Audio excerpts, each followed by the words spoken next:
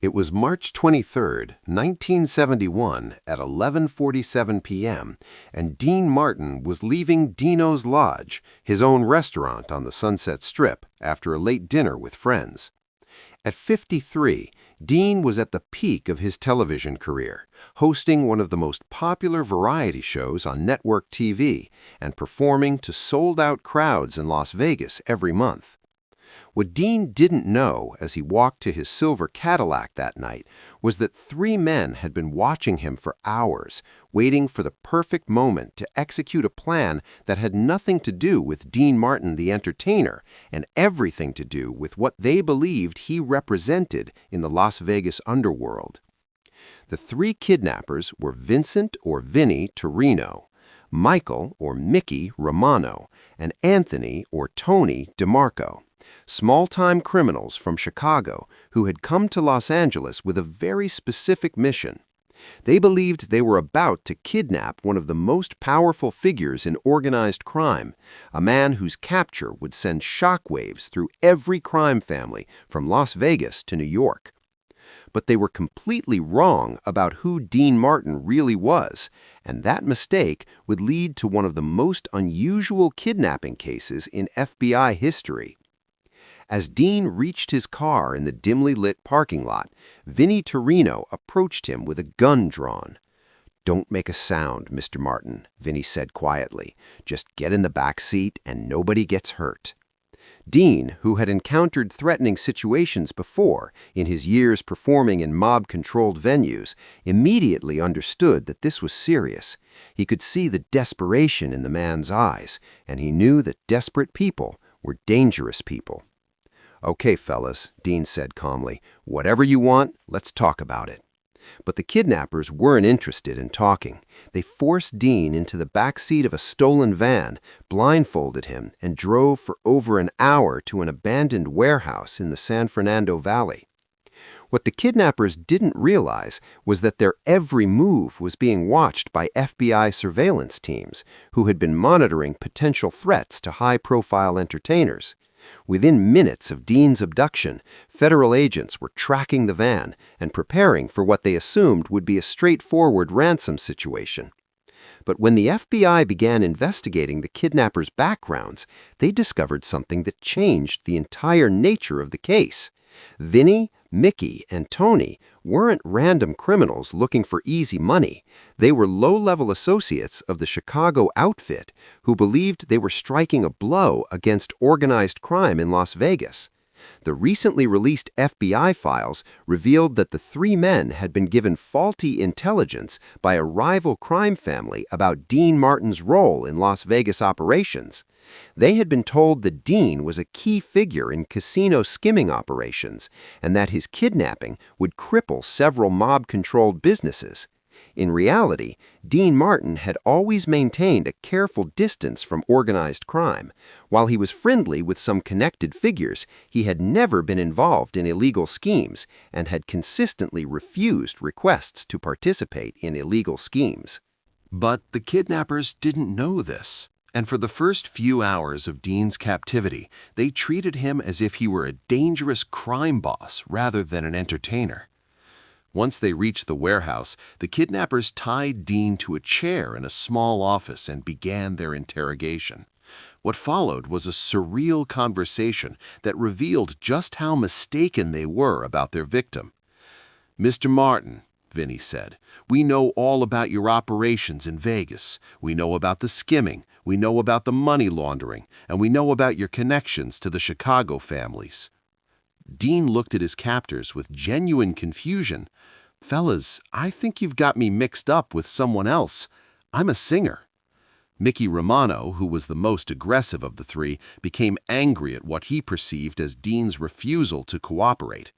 "Don't play dumb with us," Mickey shouted. "We know you're one of the biggest operators in Nevada. We know you've got millions stashed away from casino operations." "The only thing I've got stashed away is a bottle of bourbon in my dressing room," Dean replied, maintaining his composure despite the dangerous situation.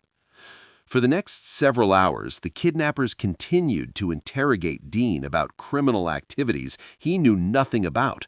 They demanded information about money transfers, criminal associates, and illegal operations that existed only in their imagination.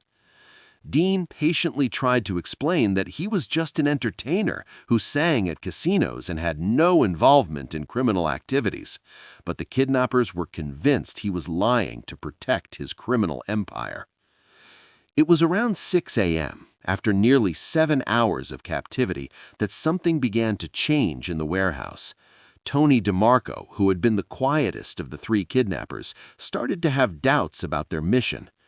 "Vinny," Tony said during a break in the interrogation, "what if he's telling the truth? What if he really is just a singer?" "He's not just a singer," Mickey replied angrily. "Nobody gets that close to the families without being involved." But Tony's doubts grew stronger as the hours passed. He had been listening to Dean's responses, and something about the man's genuine confusion and consistent story was beginning to convince him that they had made a terrible mistake. The turning point came when Mickey Romano, frustrated by Dean's refusal to cooperate, decided to try a different approach. He turned on a small radio in the warehouse, and as fate would have it, one of Dean's songs came on. As "Everybody Loves Somebody" filled the warehouse, Dean began to quietly sing along, not as an attempt to escape or manipulate his captors, but simply because the music brought him comfort in a terrifying situation. The effect on the kidnappers was immediate and profound. For the first time, they began to see Dean Martin not as a criminal mastermind, but as the entertainer millions of Americans loved. The disconnect between the man they had imagined and the man sitting in front of them became impossible to ignore. Tony DeMarco was the first to crack. "Jesus Christ, Vinny, we kidnapped Dean Martin, the real Dean Martin, the guy from TV." "So what?" Martin replied, though his voice lacked its earlier conviction.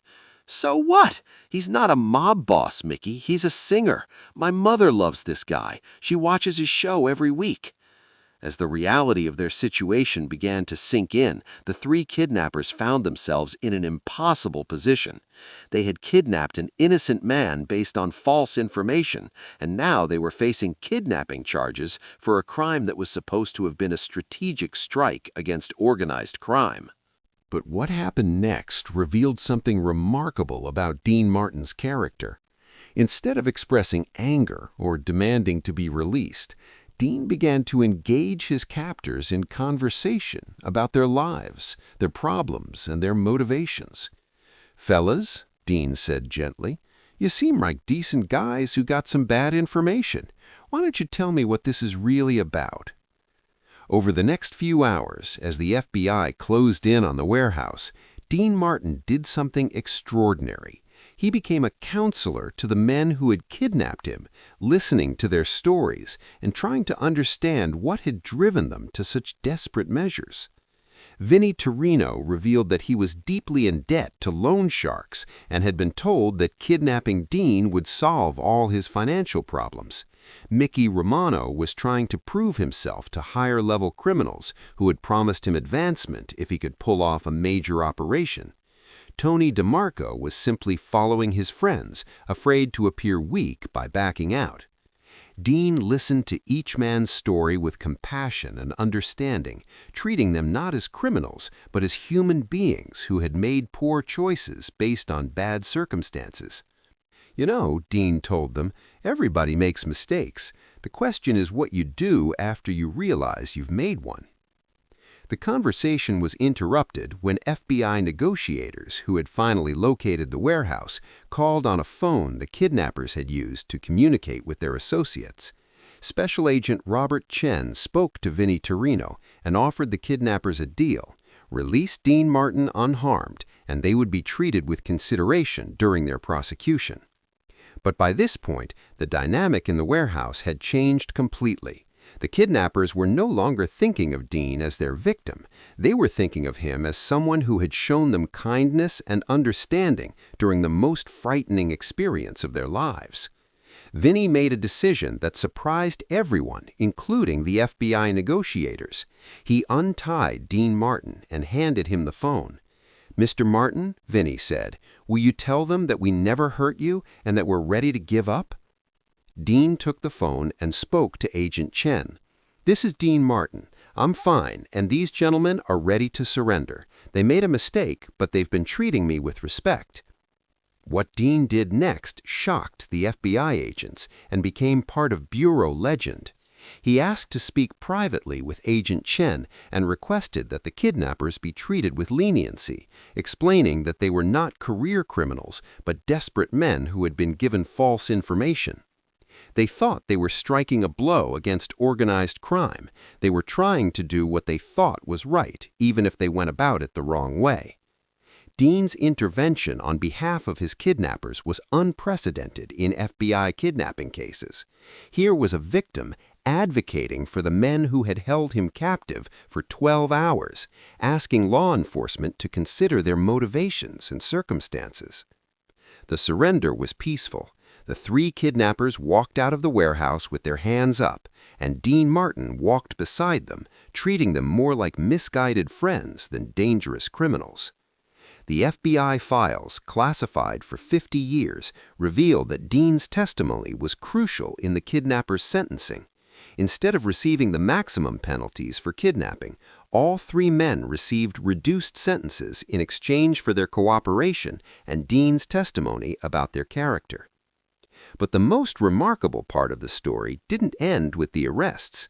Dean Martin stayed in touch with all three men throughout their prison sentences, writing letters and even visiting them occasionally.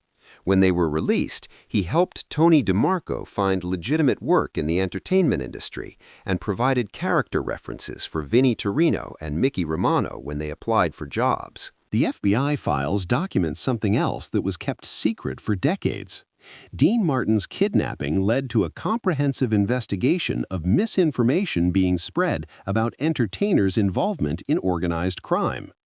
The false intelligence that had led to Dean's kidnapping was part of a larger campaign by rival crime families to create chaos in Las Vegas by targeting innocent parties. Agent Robert Chen, who led the investigation, wrote in his classified report, "Martin's handling of this situation demonstrated remarkable courage and compassion. He turned a potential tragedy into an opportunity for rehabilitation and redemption." The case also led to new FBI protocols for protecting entertainers and investigating threats against high-profile figures in the entertainment industry. Dean Martin never spoke publicly about his kidnapping, preferring to let the matter remain private. When reporters asked him about rumors of the incident, he would simply say, "I meet a lot of interesting people in my line of work." But the three men whose lives he helped turn around never forgot what Dean Martin had done for them. Vinnie Torino eventually became a successful restaurant owner and named his establishment Dino's Place in honor of the man who had shown him kindness during the worst day of his life. Mickey Romano became a counselor for at-risk youth, often telling the story of how Dean Martin had shown him that strength comes from understanding rather than violence. Tony DeMarco worked in legitimate entertainment businesses for the rest of his career and always credited Dean Martin with saving his life by showing him that there was a better way to solve problems than crime. The 1971 kidnapping that was supposed to send a message to organized crime instead became a lesson in human dignity, compassion, and the power of treating people with kindness even in the most dangerous circumstances. Dean Martin's 12 hours as a kidnapping victim proved that sometimes the most powerful thing you can do is see the humanity in people who have lost their way and show them that there's always a path back to dignity and redemption. The FBI files finally reveal the truth. Dean Martin wasn't just kidnapped for 12 hours in 1971. He was given 12 hours to demonstrate that real coolness isn't about being tough or dangerous. It's about being wise enough to respond to hatred with understanding and strong enough to help others find their way home.